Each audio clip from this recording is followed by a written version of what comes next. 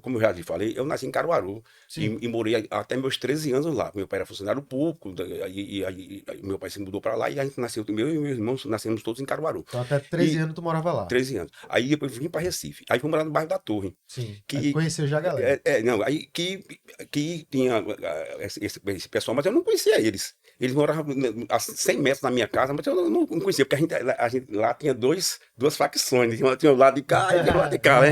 Aquelas coisas de bairro mesmo. Aí depois, um dia eu estava escutando um disco em casa, aí um amigo meu disse, rapaz, tu não conhece o Levi, não? Eu disse, não, o Levi tem um bocado de disco bom e tal, tal. Aí eu peguei, aí fui na casa dele. Quando eu cheguei na casa dele, pô, ele tinha muito mais coisa que eu, era muito mais adiantado que eu, já sacava coisa pra caramba. Então, aí pronto, desse dia em diante, a gente ficou mantendo uma amizade. E aí eu só via na casa dele, estudando os discos, aí comprava uns discos novos, levava na casa dele, a gente ficava escutando e tudo. Aí, aí depois chegou outro amigo nosso, que se juntou a nós, que era Arthur. Que, Certo. que, que Arthur não morava na Torre, ele morava naquela vila do comerciário, que era no outro lado da ponte. Sim, sim, Aí, do mas outro ele, lado. ele, ia ele vivia lá na Torre. Aí a gente ficou ali, aí formou aquele grupinho, né? Aí daqui foi chegando outro, foi chegando outro, foi chegando outro. Aí é Foi aí assim que surgiu o que surgiu a movimento. turma da Torre, que a turma ficando, essa turma da Torre, aí, foi dessa maneira. Essa turma da Torre que foi importante, Foi crescer, foi, foi foi sim, a real importância para trazer o heavy metal, o rock pra cá, pra pra cá, Pernambuco. pra cá. E só pra Cara, galera, só pra contextualizar, pra galera que não sabe, Levi da Abbey Road, né? De Sim, Alvete e sim, tal. sim, Alvete, sim. minha mãe, que ela me ensinou Pois muita é, coisa. pois é, pois é. A gente, ainda continua, nós somos amigos até hoje, moramos perto, bem pertinho, ele frequenta a minha casa, eu frequento a casa dele, minha esposa é muito amiga de Alvete, Que massa, velho. a gente tem umas amizades, Esse, Arthur também, né, a gente continua muito amigo, e também tem Rogério, né, meu amigo Rogério, um abraço pra tu, Rogério, que é né? um cara muito bacana, mas ele se desvirtuou um pouco, assim, que ele inventou de montar um som ali, negócio de som, naquele tempo, pra botar som em festa, né? sim. E aí começou a botar, aí passar na casa de Rogério, eu tava ouvindo aquelas discotecas. Eu, porra, esse cara é o traidor, velho. Esse cara é o traidor, velho. Não quero mais pagar esse cara, O não. traidor do movimento. Então, aí eu fiquei puto com ele, assim, né? A gente ficou, assim. Aí depois, quando chegou o Iron Maiden e tudo, aí pegou um dia, a gente se encontrou, né? Aí você falando que a gente era muito já antes, né? Aí eu, não, rapaz, vamos lá em casa, vou te mostrar um som novo aqui e tal. Aí ele foi. Aí resultado, levei o Rogério lá em casa, aí mostrei os discos que tinha do Iron Man, daquela coisa todinha.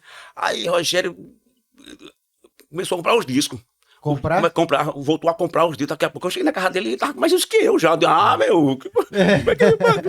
Aí ele voltou, até hoje continuamos Foda, velho. amigos, se encontramos sempre, a gente faz beber umas cachaças na casa um do outro, então a gente continua tudo amigo. Deixa eu te perguntar um negócio. Na minha época, eu peguei o início dos anos 2000, 2000 mesmo, 2000, 2001, com esse lance do metal. Quando tinha um CD, alguém que, como, por exemplo, um amigo tinha o CD do Angra, o Rebuff. Aí todo mundo queria copiar. É A gente assim, copiava, eu ainda peguei em copiar o em fita cassete. cassete. Famigerado cassete. E aí também tinha, depois um pouquinho mais recente, a gente começou a fazer a cópia do CD mesmo, em CDR. E tinha uma dificuldade da MP3, difícil demais e tal. Nessa época, quando um cara trazia, por exemplo, Levi, o irmão do Levi trouxe um disco, dava pra copiar de alguma forma, o pessoal copiava como pra poder Cassete. ouvir? Cassete. Sempre, né? Inclusive, nos anos 70, eu não tava nem no sonho em ter nem CD, quanto mais CDR. Não, mas eu digo LP, também não, Não, é cara, né? a turma fica falando Eu assim, acho que o pô, processo de CD tá caro, piratear. CD importado tá caro. Eu digo, e quando foi barato? É. Nunca foi. Isso é ilusão. Vamos dizer, se você for nos anos 70, o disco era caro, os importados era caro. Não tem, nunca houve. Uma época que ficou bacana foi a época quando entrou o real. Ali, meu amigo, Ficou um pra um, né? ficou. Não, tem uma época que tava um dólar. O dólar valia 80 menos que o centavos. real. 80 centavos. Aí, Isso é surreal, pronto, né? pronto. Eu vou dizer uma coisa. Você já Isso aí viu? em 94, 95. Era assim. É isso aí. É. Você lembra daquela coleção dupla que saiu do Iron Maiden, que tem uma fitazinha no meio assim, Eu tô sabe? Que é ligado. aquela Cash Communication? Sim. Aquele disco ali, quando saiu, que Iron Maiden era difícil de ter. Saiu muito barato. Mas muito. E o dólar tava barato. Então eu me lembro quando fosse hoje. Era R$ 17. o box. CD. Aí, e tinha todos os Iron Maiden, praticamente, até o Fear of the Dark. Eu tô ligado. Então, bicho, lá na Blackout chegava umas caixas desse tamanho, de 200 CD do Iron Maiden, cara, vendia tudinho assim, era uma loucura, cara. Essa foi uma fase boa. Foi a fase realmente que foi a transição, que eu chamo de transição, né? Que foi a fase que o LP foi perdendo força e o CD foi chegando. Gabriel falou dessa questão da pirataria, mas na década de 70 só podia ser cassete, porque Só, até porque- o vinil pirata É. tinha esses bootlegs. É. Mas eu acho que pra manufaturar, impossível fazer. pô, não é uma coisa acessível. Mas olha, Não é. esses bootlegs que você está falando aí, não existia essa pirataria de um disco original. Os bootlegs eram discos ao vivo que a Isso turma copiava. Era porque a a turma banda gravava não- em cassete e não fazia licenciava. aquela coisa que chamava pirata, que se vendia no estacionamento de aeroporto, de shopping e tudo. Era o famoso bootleg mesmo. Porque esse CD, esse que nós temos hoje, é CD falsificado. Tem uma diferença de Bootleg pra falso. Então, exatamente. uma coisa é você copiar o de estúdio. Agora também, falando assim, na época também tinha a fita de rolo. Tinha a fita de rolo também, que a fita de rolo, ela tinha uma qualidade que você gravava Muito bom ter mencionado isso. Não, você gravava o LP e o som ficava melhor que o LP. A fita de rolo. Era Caramba. incrível.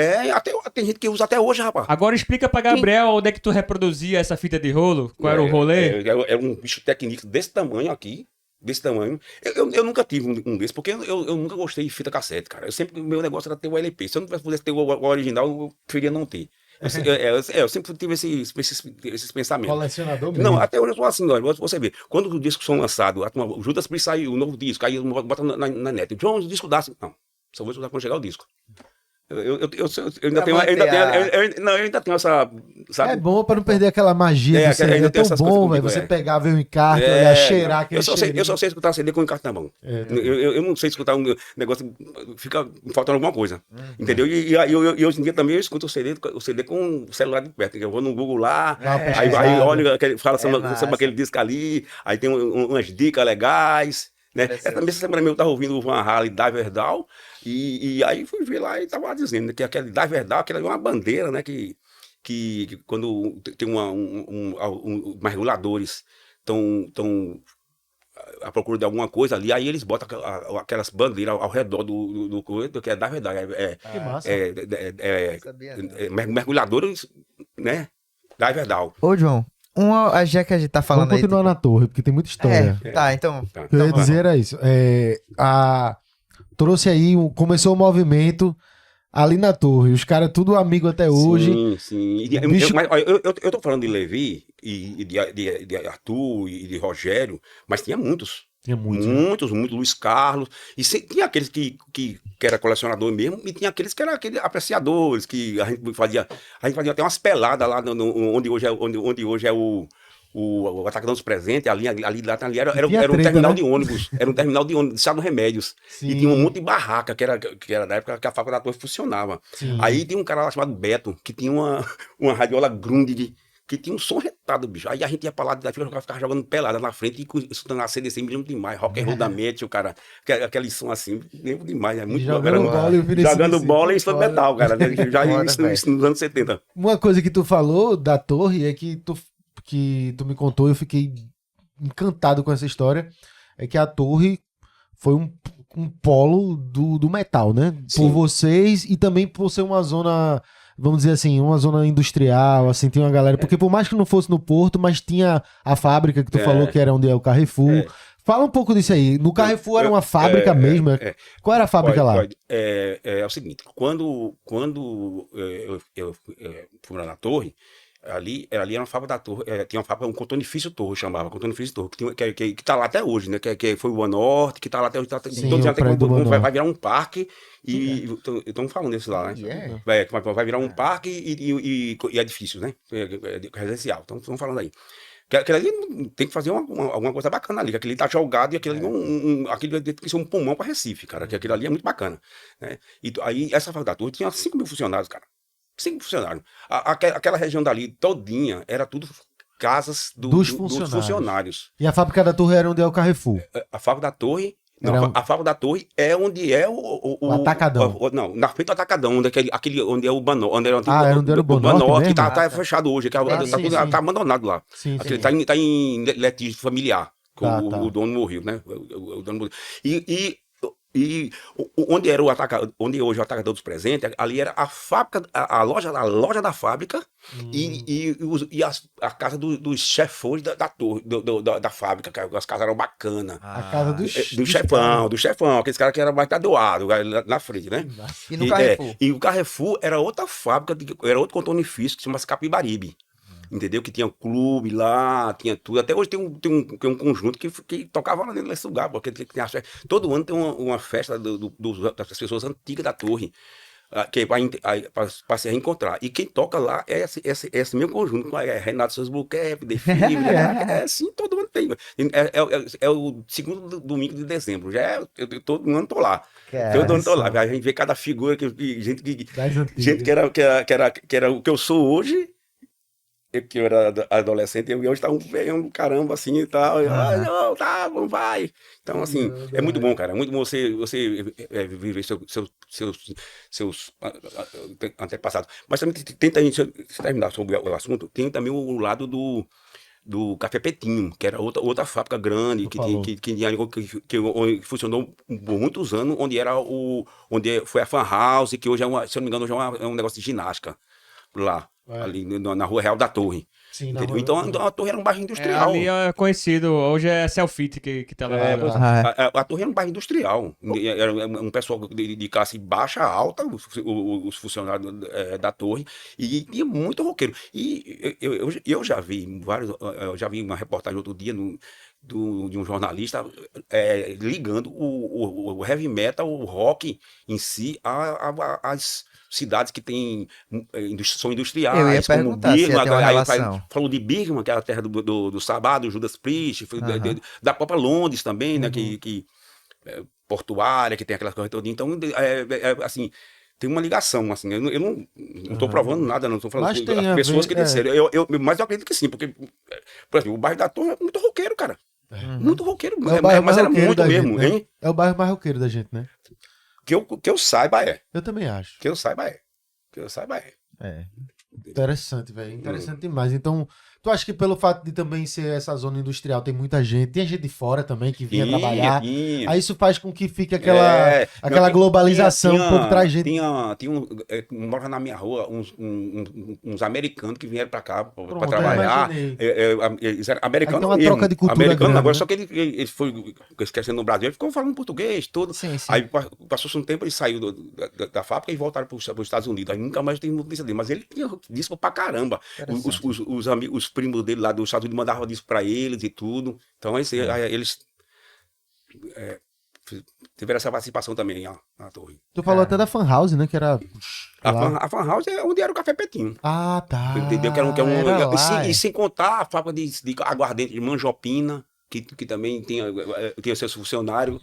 Aí mistura, ó, cachaça É, com a zona industrial. Gente que só de todo lugar vai ter heavy metal. Não vai ter. Não tem como. Revolta. pois é. Interessante. Muito interessante. Aí é legal de saber dessa história, porque aí mostra tu como colecionador naquela época, Levi também, Sim, aí o irmão e toda essa galera que tu trouxe, o bicho indo pra lá, trazendo. Se não fosse vocês, quando eu digo assim, a importância tua que tu teve pra mim, eu limitava ela em vou à loja e João me mostra coisa, me apresenta. Mas é muito maior do que isso. Verdade. Porque tu, não só tu, mas como todo esse grupo, teve uma importância pro cenário do rock e do heavy metal aqui na nossa cidade, em Pernambuco. Sim. Talvez sem algumas atitudes de vocês, a gente não ia conhecer muita coisa e ia ficar feito como o povo não conhece Gary Moore. Pois é. Sabe? Inclusive, eu tenho um amigo que se mudou para Curitiba há uns 10 anos atrás, né? E ele veio para cá. Aí pegou e conheceu o pessoal do metal lá. E o pessoal, pô, aquela cidade de você já tem. O pessoal gosta de rock, show pra caralho lá, cara. Ô, meu irmão, que não é metrópole, bicho. Recife é o quê? Porque eu acho que tem cara no sul que pensa que Recife, sabe? Tô ligado. Não sabe que Recife é igual a metrópole, igual a terra dele. Sim, sim. Entendeu? Sabe o quanto de coisa a gente tava botando São Paulo no Pois bolso, é. né?